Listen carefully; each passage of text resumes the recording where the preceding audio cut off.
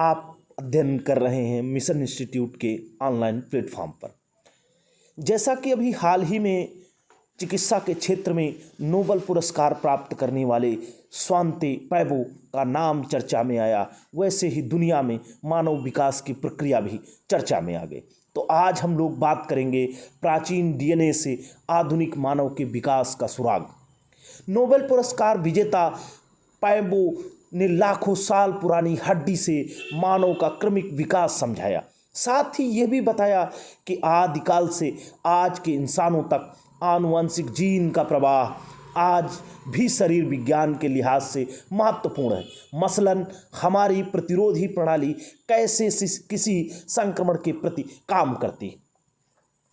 मानव विकास और चिकित्सा क्षेत्र के लिए नोबेल पुरस्कार विजेता के तौर पर जैसे ही स्वीडिश वैज्ञानिक स्वांते पैबो का नाम सामने आया, वैसे ही वैज्ञानिकों के एक बड़े समुदाय की प्रतिक्रिया सामने आई।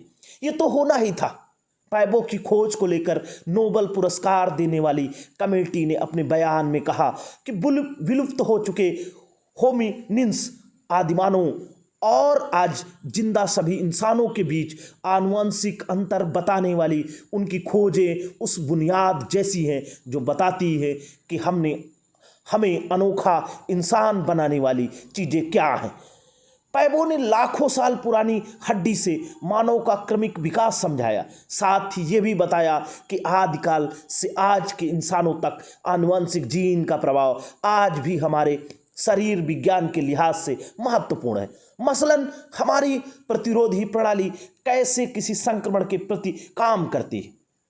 पैबो की प्राचीन डीएनए के क्षेत्र में नेतृत्वकारी भूमिका के लिए व्यापक रूप से जाना जाता है। यह एक ऐसा शोध क्षेत्र है जो ऐतिहासिक एवं प्रागैतिहासिक अवशेषों को बरामद करने और उनके विश्लेषण से जुड़ा हुआ है। पैबो का लक्ष्य सदा ही निएंडरथल डीएनए हासिल करना था। उन्होंने इसके लिए उपलब्ध पद्धतियों के पर्याप्त रूप से परिपक्व होने तक प्राचीन डीएनए को हासिल करने वाले एवं उसके प्रमाणीकरण के लिए सावधानीपूर्वक पद्धतियों को विकसित किया। आखिरकार 1997 में पैबो और उनके सहकर्मियों ने प्रथम निएंडरथल डीएनए अनुक्रमण प्रकाशित किया। वर्ष 2010 में समूचा निएंडरथल जीनोम प्रकाशित किया गया। कुछ वर्षों बाद पैबो और उनकी टीम ने पूर्व के एक अज्ञात प्रकार के मानव डेनिसोवांस निएंडरथल से दूर का संबंध रखने वाला का जीनोम प्रकाशित किया। ये अनुक्रमण साइबेरिया की डेनिसोवा गुफा में मिले अस्थि के 40,000 साल पुराने अंश के अनुक्रमण पर आधारित है। पैबो ने यह पता लगाया कि कई आधुनिक मानवों में निएंडरथल और डेनिसोवांस के डीएनए के मामूली हिस्से मौजूद हैं। आधुनिक मानव और हमारे विलुप्त पूर्वजों के बीच आनुवंशिकी अंतर का खुलासा करने वाले पैबो की प्रभावशाली खोजों ने हमें वह आधार उपलब्ध कराया जो मानव को अनूठा बनाता है। 67 साल के प्रोफेसर डॉक्टर स्वांते पैबो जर्मनी के प्रतिष्ठित marks Planck institute for evolutionary anthropology के निदेशक। निएंडरथल नाम की प्रजाति के जीनोम की खोज के दौरान उन्होंने एक ऐसी तकनीक विकसित कर ली जिससे किसी भी जीवाश्म के जीनोम तक पहुंचा जा सकता है। कभी कभी नई कोशिकाएं बनते समय जीनोम में संरक्षित कुछ डीएनए मॉलिक्यूल की स्थिति बदल जाती।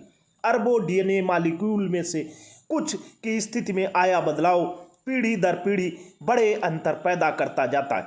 मसलन अगर दो इंसानों के जीनोम की तुलना की जाए तो 1200 से 1400 मॉलिक्यूल कैरेक्टर के बाद कोई अंतर निकलेगा। इसी अंतर को और गहराई से देखा जाए तो लाखों अंतर सामने आने लगते। इन अंतरों का इतिहास खंगालने पर आज के इंसान के जीन लाखों साल पुराने आदिमानवों से जुड़ने लगते। ऐसे ही अंतरों ने लाखों करोड़ों साल पहले चिंपैंजी की कुछ प्रजातियों को इतना बदल दिया कि इंसान जैसी प्रजातियां बन गई। इनमें विलुप्त हो चुके नियंडरथल भी हैं और आज के इंसान होमोसेपियंस भी। पैबो ने ऐसी तकनीक विकसित की जिससे जीवाश्म के रूप में मिलने वाली छोटी सी हड्डी से भी जीनोम निकाला जा सकता है।